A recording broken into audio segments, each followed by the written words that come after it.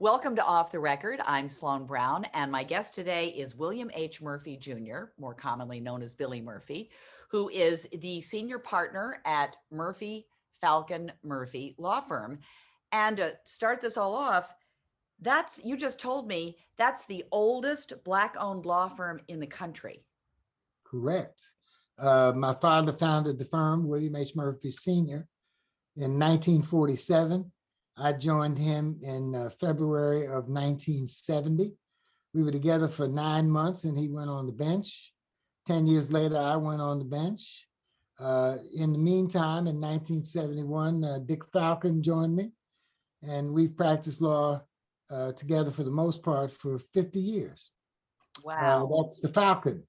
And then in 1994,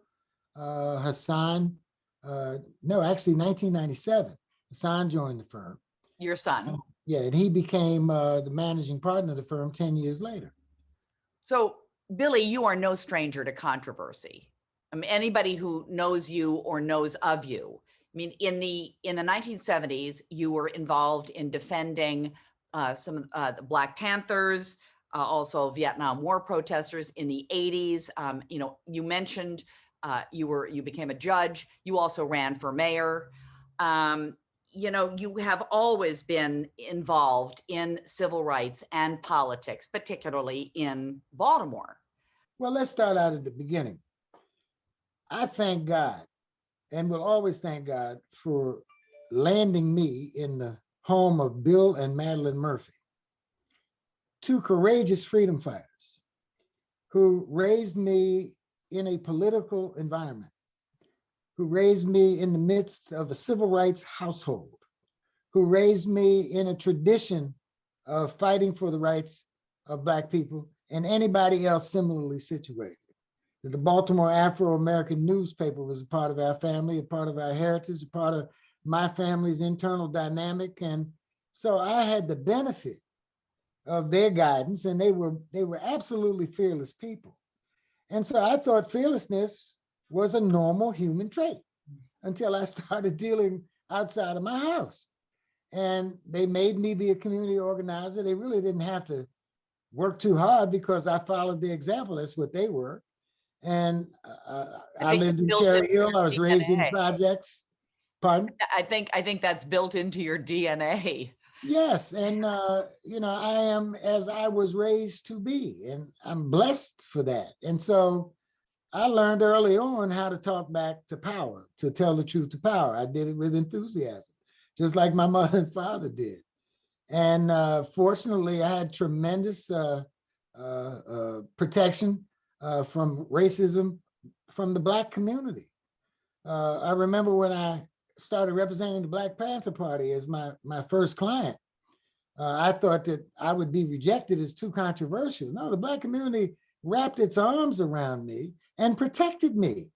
Everything I've ever achieved, I achieved primarily, because I've had help from everybody, but primarily it was the protection and the love I got from the Black community for being fearless and being insistent, insisting on justice for our folks. And I didn't anticipate that it would be that warm an embrace, but it has been constant. I owe the Black community everything about my success: the clothes on my back, the roof over my head, the food on my table. Best thing that ever happened was I became a lawyer. I mean, best thing that ever happened to me, because it put me in constant service to the Black community. My clients have always been overwhelmingly Black, with the exception of the Eastern Shore, where I've got over 150 clients, even to this day, who are white. And after I won the Don King case, I got more white clients. And because I was always a part of the movement for progress in Baltimore and in the state of Maryland, I started representing white anti-war protesters. I started representing white rent control advocates. And so they propelled me, a coalition of Blacks and whites propelled me to the judgeship. It wasn't just the Black community. I had overwhelming support in the white community as well. And so I've been blessed.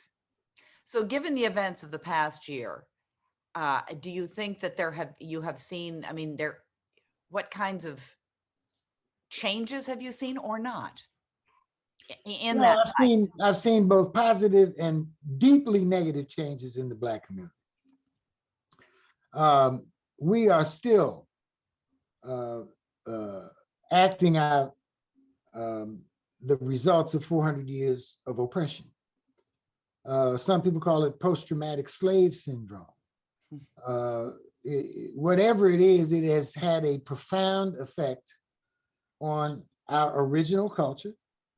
It has had a profound effect on the destruction of the Black family. It has had a profound effect in ratcheting up to barbarism, the punishments that we get in the criminal justice system. It has had a profound effect on the economic devastation in the Black community. You know, we're not only a food desert, we're a medical desert, we're an education desert. You know, it's rougher than ever to be Black in the inner cities and in the pockets of poverty in the Black community. Here's what the positive is. For the first time, we have credibility when we complain about racism because of cell phone video cameras.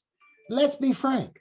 If there hadn't been cell phone video cameras and body cameras, the police could lie their way out of all of this brutality as they had done for the previous 400 years. The word of a Black man meant nothing when there was a charge of police brutality or some barbaric treatment by white police, either systemically or individually. Our word meant nothing. Now, nobody has to take our word. They can watch it. They can see it for themselves. And people of goodwill have become outraged as never before since the 60s because they see that we have always been telling the truth. They see what it must be like to train your kids every day, how to avoid being shot by a police officer or killed in some dastardly way by members of the white community. And so this is an integral part of our lives. It's an integral part of our daily experience. But what gives me a reason to keep fighting? Because, you know, it's tough to keep fighting. So how do you do so? Is the young people of America who were responsible for two revolutions. One is the gay revolution, and the other is the revolution for criminal justice, the revolution for social justice. Without this new energy from white people of goodwill, of Asians of goodwill, of gays, lesbians, etc., of goodwill, of women of goodwill, of the immigrant community from Central America and Mexico of goodwill, this fight would not be as enormously momentous as it has become. Now, nobody fights the need for change except the embedded racists in America. But there's this new majority of people, and I don't know how long it's going to last. I don't know whether it's a window or the beginning of a really more profound movement. They are propelling us towards a more just society. You have so much passion about and clearly anger about some massive issues, and yet how would you describe yourself as a person? I've always been a happy person. I wake up happy, I go to sleep happy.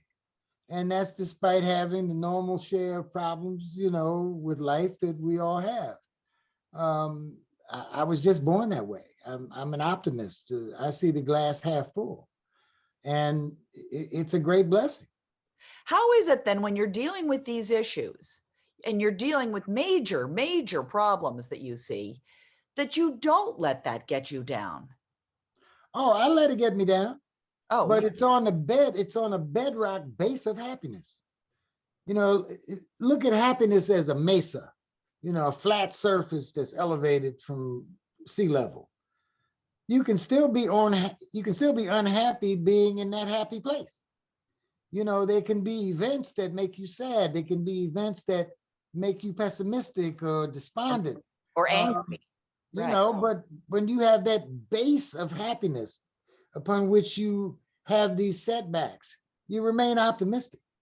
You remain positive. You remain hopeful. You remain a person that can express joy spontaneously and laughter and all of the things that go into being happy. And it's a great blessing to be happy all the time. And I've gone through tremendous trials and tribulations, but my natural God-given happiness about life has helped tremendously in getting me through those hard times. That sounds like a nice note on which to leave you, reluctantly as I do, but thank you so much for joining me, Billy. Thank you, Sloane, for asking me to be your guest. I greatly appreciate it and I'm flattered by it.